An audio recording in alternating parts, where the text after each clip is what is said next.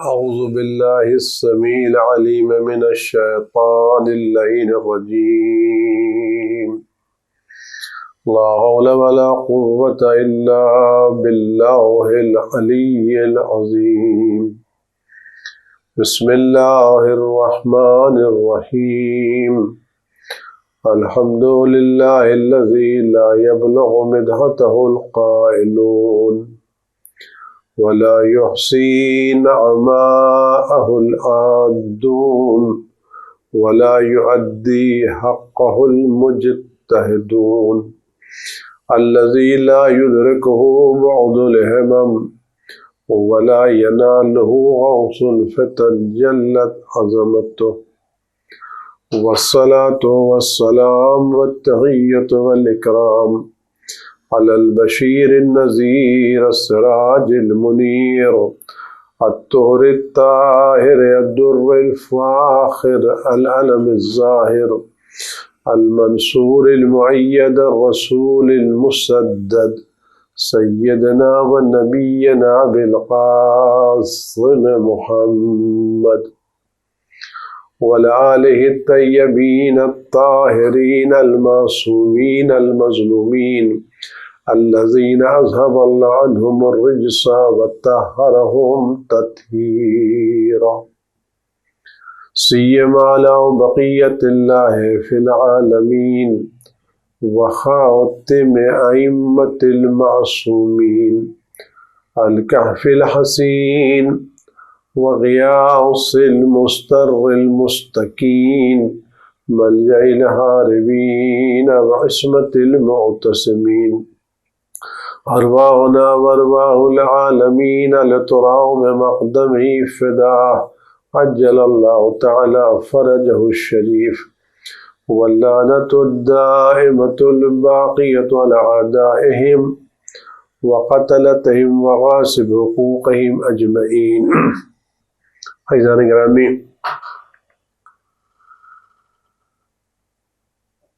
ایام سفر ہے، 40 کے دن ہیں، اور یہ عشرہ ماہ سفر عشرہ زینبیہ کے نام سے مشہور و معروف ہے۔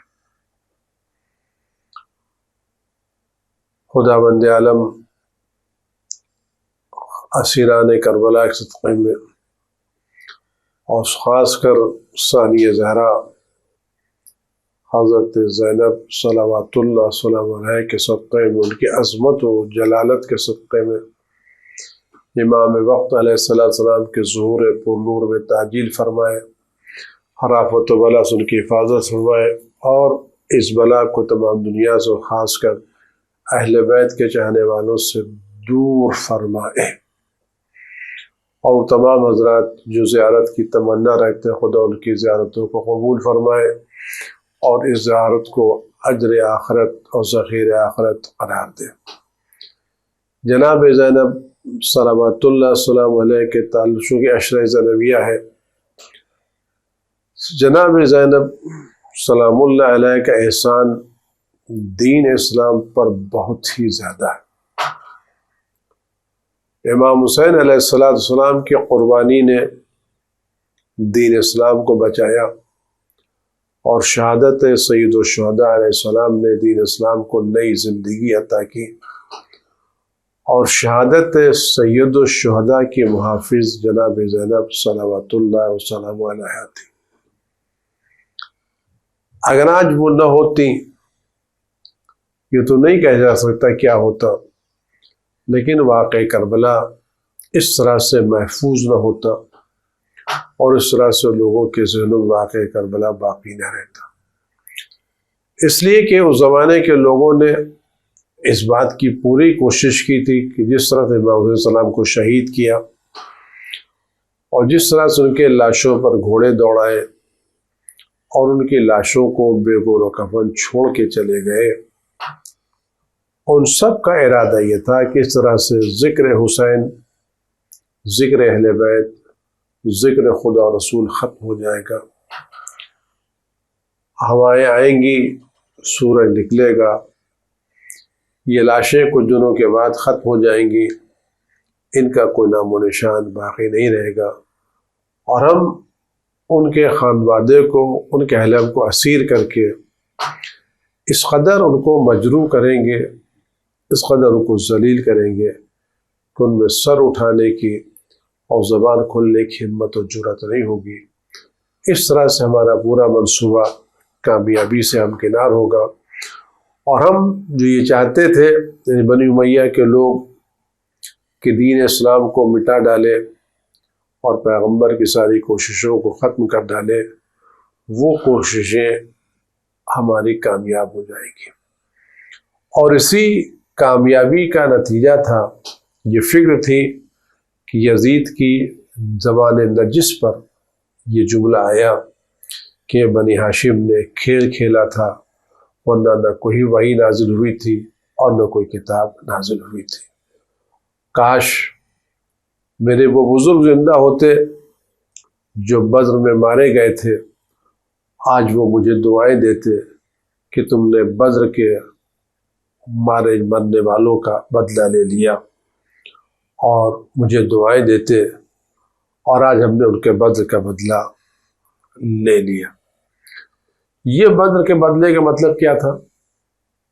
یعنی جس طرح سے جنگ بدر اسلام کی جنگ تھی، پہلی جنگ تھی، اور یزید کے خاندان کے بہت سے لوگ اس جنگ میں مارے گئے تھے، یعنی ہم جیت گئے، اور جو پیغمبر وحی کا پیغام لائے تھے وہ پیغام وحی ختم کر دیا گیا، اور اس پیغام میں وحی کی کوئی آبرو باقی نہیں رہی، اور اس کا کوئی نام و نشان باقی نہیں رہا۔ ان لوگوں نے پوری کوشش یہی کی، اور یہ سوچ رہے تھے اپنے خیال میں کہ امام حسین علیہ السلام کو اس طرح سے قتل کر کے،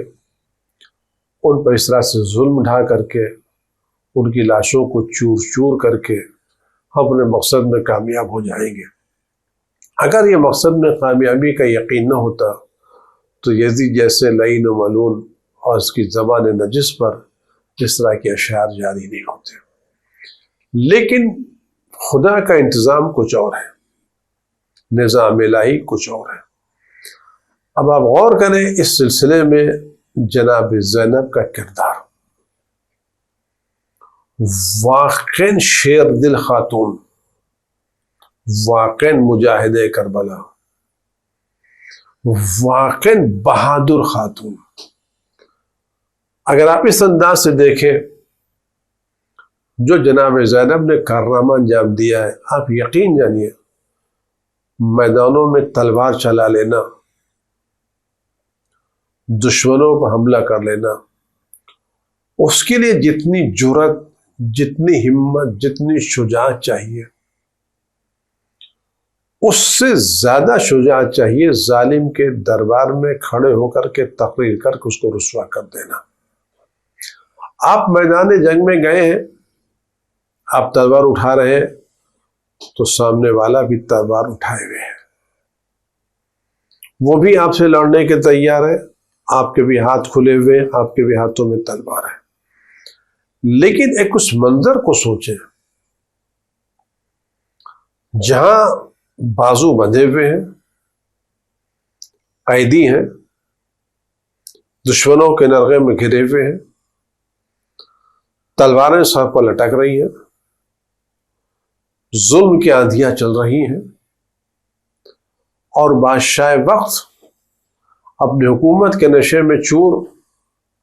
اپنی فتح و کامرانی کے ڈنکے بجا رہا ہے، اپنی کامیابی کی باتیں کر رہا ہے، اور ان اسیروں کو، قیدیوں کو ذلیل و خوار کر رہا ہے۔ یہ مجروح دل جن کا پورا خاندان ایک دوپہر میں تہہ کر دیا گیا، جن کے پورے خاندان کو بے گور و کفن چھوڑ دیا گیا،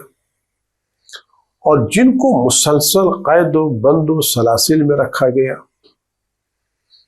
ہر طرح سے ذہنی اذیتیں دی گئیں، جسمانی تکلیفیں عزیزان گرامی کچھ دنوں میں بھر جاتی ہیں۔ اگر کسی کے بدن پر زخم لگا ہو، کتنا ہی کاری و گہرا زخم کیوں نہ ہو، ایک مدت کے بعد یہ زخم بھر جاتا ہے۔ لیکن اگر کسی کو ذہنی طور پر توڑ دیا جائے، اس کو ذہنی طور پر ٹارچر کیا جائے، اس کو ذہنی طور پر اذیت دی جائے، تو مدتوں انسان سوچنے سمجھنے کی صلاحیتیں کھو دیتا ہے۔ لیکن سلام و ہمارا کربلا کی شیر دل خاتون ثانیہ زہرا جناب زینب بنت علی صلوات اللہ سلام علیہ پر، کہ ان کے بارے میں ملتا ہے کہ انہوں نے خطبہ کہاں دیا۔ جناب شیخ صدوق بہت ہی معتبر عالم ہے، امام زمانہ علیہ السلام کی دعا سے پیدا ہوئے ہیں اور غیبت صغرا کے آدمی ہیں۔ امام زمانہ علیہ السلام سے ملاقات کا شرف ہے، معتبر ہے، نہایت معتبر ہے۔ انہوں نے بنی ہاشم کے بزرگوں سے یہ روایت نقل کی ہے کہ جب حضرت امام زین العابدین علیہ السلام اپنے حرم کے ساتھ یزید لعین کے دربار میں حاضر ہوئے، اور اس وقت اس کیفیت کو، اس ماحول کو آپ غور کریں اور پھر دیکھیں جناب زینب کی جرأت کیا ہے، شجاعت کیا ہے، وقار کیا ہے، اس کو آپ غور کریں اور سلام کریں اس بی بی کو کہ کربلا سے کوفے تک اور کوفے سے شام تک اذیتیں برداشت کرتے کرتے یہ قافلہ لایا گیا ہے اور یزید کے دربار میں بٹھایا گیا ہے، ذلت کے ساتھ چاروں طرف تماشائی موجود ہے، اور یزید اپنی جشن کا اپنے فتح کا جشن منا رہا ہے۔ اور ان حالات میں جب اہل حرم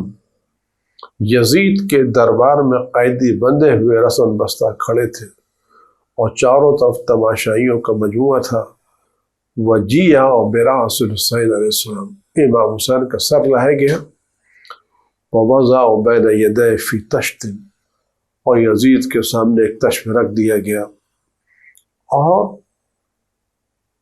یزید لعین ملعون کے ہاتھ میں چھڑی تھی، اور وہ چھڑی سے امام حسین کے لبوں پر مار رہا تھا۔ آپ اس منظر کو غور کریں، ابھی آپ خالی سن رہے ہیں، آپ کی آنکھیں رو رہی ہیں، آپ کا دل رو رہا ہے، آپ کے حواس بجا نہیں ہے، صرف یہ سن کر کے کہ قیدیوں کے سامنے، بیویوں کے سامنے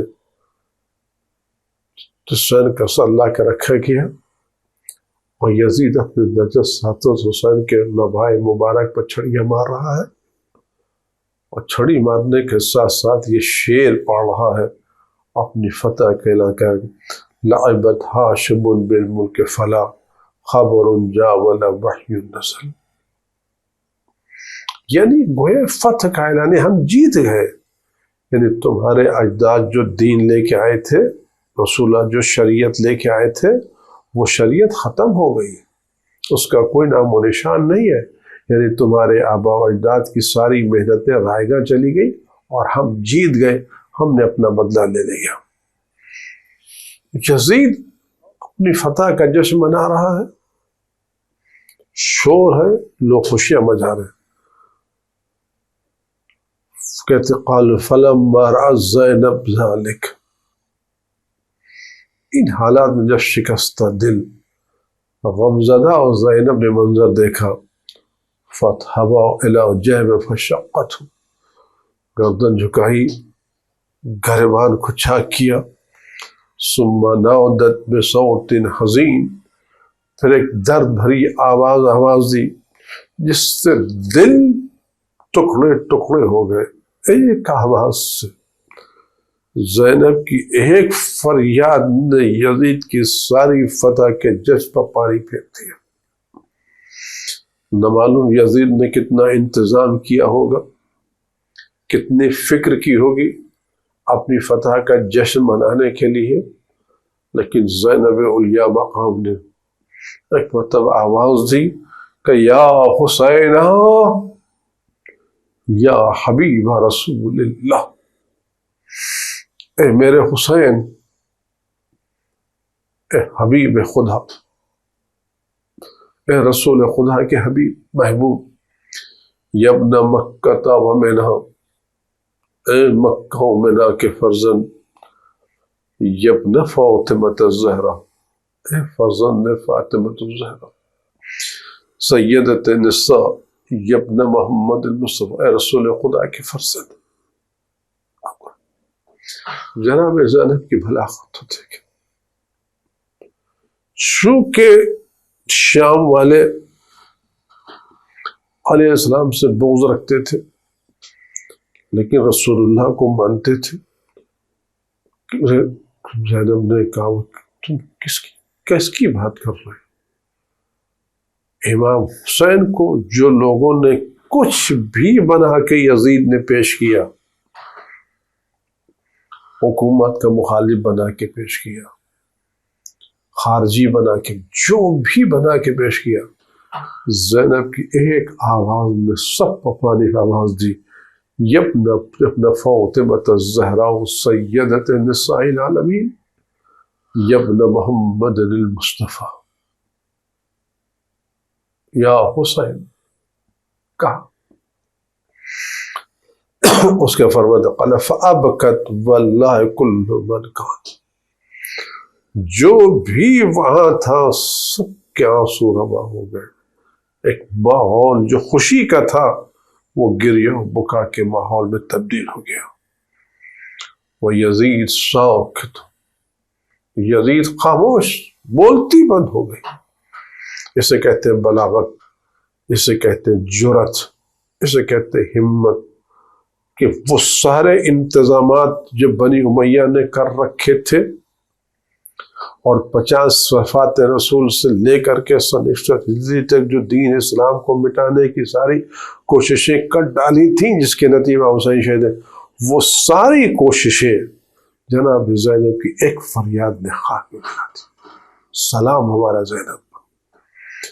اور ایسی آواز دی کہ یزید خاموش ہو گیا۔ ثم قامت علی قدمیہا، زینب بیٹھی ہوئی تھی، سر جھکائے بیٹھی تھی، اپنے پیروں پر کھڑی ہوئی، واشرفت علی المجلس، اور ایک نظر بیٹھے ہوئے تمام لوگوں پر ڈالی اور ایک خطبہ شروع کیا، اور اس خطبے میں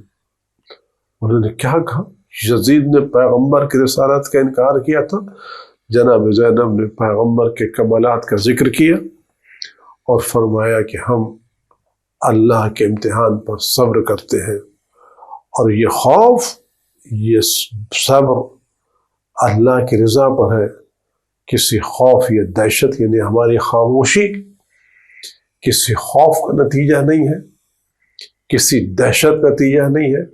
کسی بزدلی کا نتیجہ، ہم صبر اس لیے کر رہے ہیں کہ اللہ کا امتحان ہے، ہمارا صبر اللہ کی رضا کی خاطر ہے۔ تیری حکومت کا رعب ہم کو خاموش کیے ہوئے نہیں ہے، تیری حکومت کا ظلم ہم کو خاموش کیے نہیں ہے۔ یہ مت سمجھنا کہ ہم خاموش ہیں تو تیرے ظلم کی بنا پر، ہم صبر کر رہے ہیں تو تیری دہشت گردی کی بنا پر، ہم صبر کر رہے ہیں خدا کی رضا کے لیے۔ فقامت علی زینب، کہتے ہیں جناب زینب کھڑی ہوئی۔ کون زینب؟ جن کی والد ماجدہ جناب زہرا سلام علیہ، فقال الحمدللہ رب العالمین۔ کفر کے دربار میں سب سے پہلے توحید، الحمدللہ رب العالمین، والصلاۃ علی جدی سید المرسلین، سلام ہو، درود ہو میرے نانا سید المرسلین پر۔ ایک جملے سے اپنا سارا حسب و نسب بیان کر دیا، اور الحمدللہ رب العالمین کہہ کہ جس توحید کو یزید مٹا رہا تھا اسی توحید کا اعلان جناب زینب اس دربار میں کر دیا۔ کہ صدق اللہ سبحانہ کذالک، خدا بند عالم نے سچ فرمایا ہے۔ اس کے بعد جناب زینب کا جو کیا کہ جرأت دیکھے، جرأت، جہاں لوگ سانس نہیں لے سکتے ہوئے زینب میں کیا قرآن کے ثم كانت عاقبة الذين اساءوا سوءا كذبوا بآيات الله وكانوا بها يستهزئون. جو یزید مذاق اڑا رہا تھا، کہا کہ دیکھو وہ لوگ جن لوگوں نے گناہیں انجام دی ہیں، برائیاں کی ہیں، ان کا انجام یہ ہے کہ انہوں نے آیات الہی کی تکذیب کی ہے اور آیات الہی کا مذاق اڑا رہے ہیں. یعنی یہ یزید، یہ جو تو آیات الہی کا مذاق، یہ تیری گناہوں کا نتیجہ ہے، یہ تیری خر مستیوں کا نتیجہ ہے، یہ تیرے برے اعمال ہیں. یہ تو اتنا زیادہ گناہگار ہے کہ تیرے گناہوں نے تیرے دل کو مردہ کر دیا ہے. یہ تو جشن نہیں منا رہا، یہ تیری گناہیں جشن منا رہی ہیں. یہ آیات الہی کی تو تکذیب نہیں کہ تیرے اعمال تکذیب کر رہے ہیں. تو اتنا گناہگار ہے، اتنا خطا کار ہے کہ اس منزل پر پہنچ گیا. آپ بتائیں عزیز وقت کے سامنے اس لہجے میں گفتگو کرنا کس قدر جرأت کا کام ہے، کس قدر ہمت کا کام ہے. اس کے بعد یزید کے خطاب مخاطب کر کہتے ہیں یزید کیا تو یہ گمان کرتا ہے کہ تو نے آج زمین ہم پر تنگ کر دی ہے اور آسمان کی چمبت میں کم کر دی ہے، اور آج تو ہمیں ذلیل بنا کر کے، اسیر بنا کر کے، قیدی بنا کر کے لے کے آیا ہے، اور آج تجھ کو ہم پر اقتدار حاصل ہے. تو یہ ہمارے لیے مصائب ایجاد کر دینا، یہ تیرا صاحب اقتدار ہو جانا، ہم لوگوں کو قیدی بنے، کیا یہ سمجھتا ہے کہ یہ اللہ کی طرف سے ہمارے لیے ذلت کا سبب ہے اور تیری عزت و وقار کا سبب ہے؟ تو کیا سوچ رہا ہے، کیا خیال کر رہا ہے کہ ہمارا قیدی بن جانا یہ اللہ کی طرف ہماری ذلت کا سبب ہے اور تیرا تخت حکومت پر جانا عزت کا سبب ہے؟ یعنی خدا بندیانا اس کو عزت عطا کر رہا ہے اور ہمیں ذلیل کر رہا ہے؟ فرماتے کرے نہیں. یہ کہ آج تو اپنی خواہ کرے واقع جرأت دیکھے، اپنی آنکھ ناک پھلا رہا ہے، ادھر ادھر دیکھ رہا ہے اور خوش ہو رہا ہے، اور یہ دیکھ رہا ہے کہ دنیا تیری طرف چلی جا رہی ہے اور امور تیرے لیے آسان ہو گئے ہیں اور ملک تیرے لیے ہموار ہو گیا ہے اور تیرے لیے بادشاہت آباد ہوئی ہے. یہ حکومت کو دیکھ کر یہ بہت بڑا جملہ ہے کہ اگر حکومت کسی کے ساتھ ہے، اقتدار کسی کے پاس ہے، دولت کسی کے پاس ہے، چیزیں کسی کے پاس ہے، تو ان دولت کو دیکھ کے یہ نہ سمجھے کہ خدا اس سے راضی و خوشنود ہے. یہ اقتدار، یہ دولت، یہ پیسہ، یہ کسی کو ذلیل کر لینا، کسی کو قیدی کر لینا، یہ سمجھے کہ خدا ہمارے ساتھ ہے، خدا عزت دے رہا ہے. کہ فرمائے لا تشت جہلا،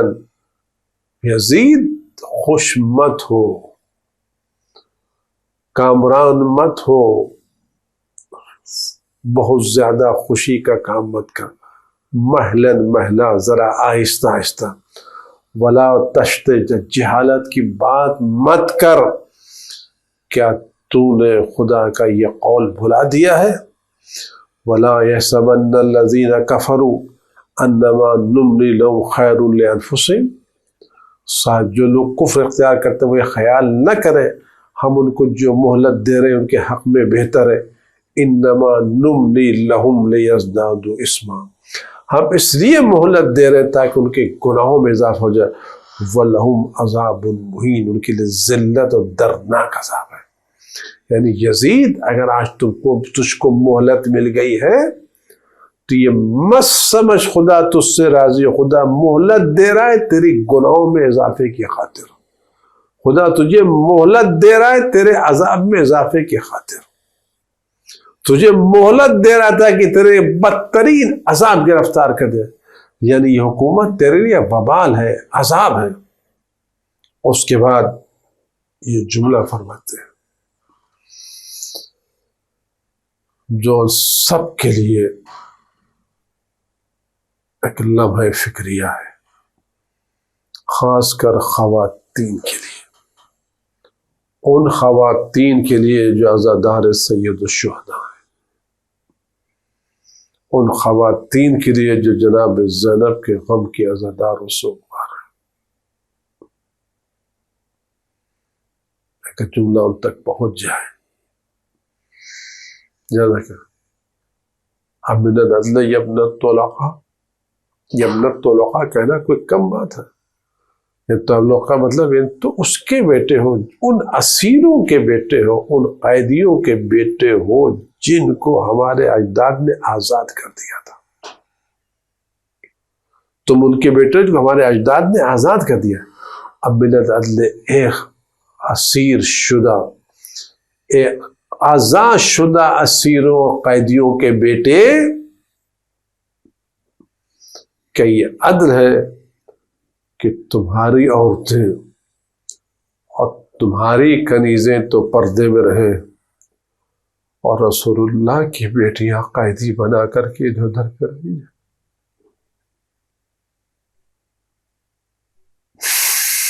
یہ عدل انصاف کی بات ہے۔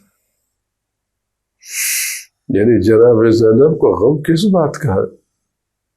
بے پردگی کا ہے، اسیری کا۔ وہ تمام خواتین جو جناب زینب کی عزادار ہیں، گزارش ہے کہ جناب زینب کے دل کی خاطر آپ کا سر نامحرموں کے سامنے کھلنے نہ پائے، آپ بے پردہ نہ ہونے پائے، آپ اپنے وقار کو محفوظ رکھیں۔ یہ ابن طلقاء، اے آزاد قیدیوں کے بیٹے، آزاد شدہ قیدیوں کو یہ عدل ہے کہ تیری عورتیں اور تیری کنیزیں تو پردے میں رہیں اور بناتے رسول اللہ کی بیٹیاں قید کے طرف پھرائی جائیں۔ قد ہاتک ستورہن، ان سے پردوں کو چھین لیا، وابدیت وجوہن، ان کے چہروں کو ظاہر کر دیا۔ زینب کو درد کیا تھا کہ اس یزید تیری بس میں ہمارے سر چادر رہی ہے، ہمارے چہرے کھلے ہوئے، یہدو بہن الاعداء من بلدنا، جن کو دشمن ایک شہر سے دوسرے شہر قید کر کے لے جا رہے۔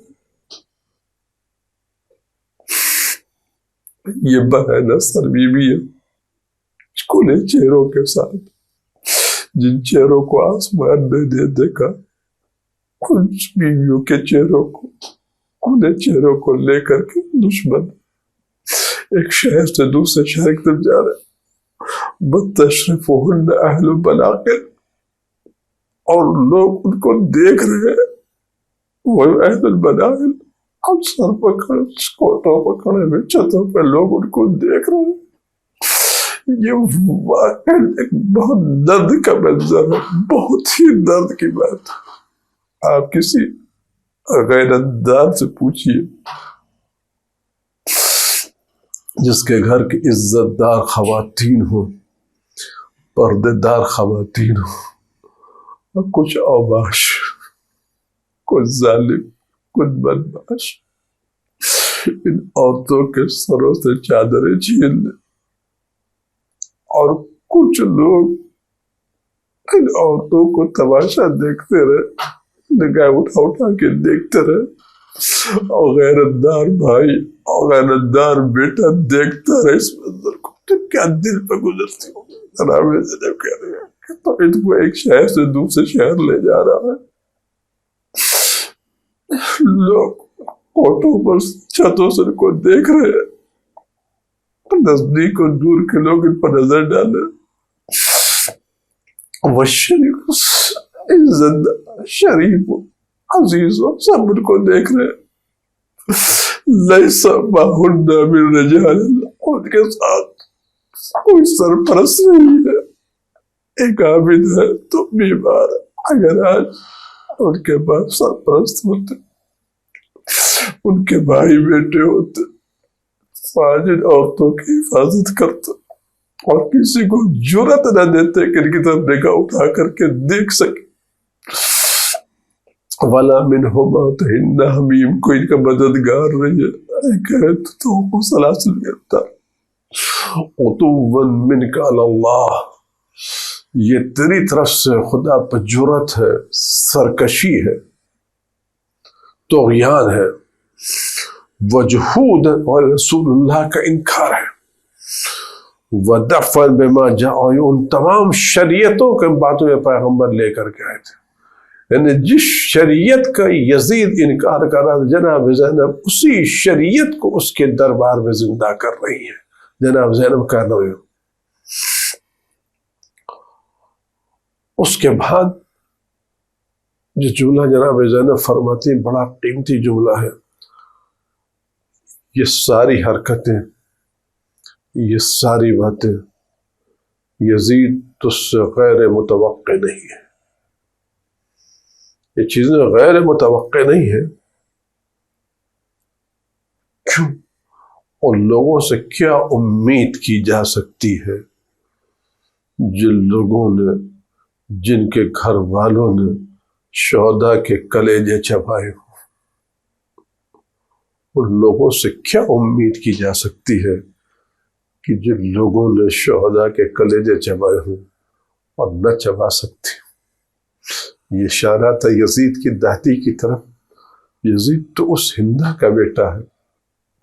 ہوتا ہے تیری دادی نے جناب حمزہ کا کلیجہ چبایا تھا،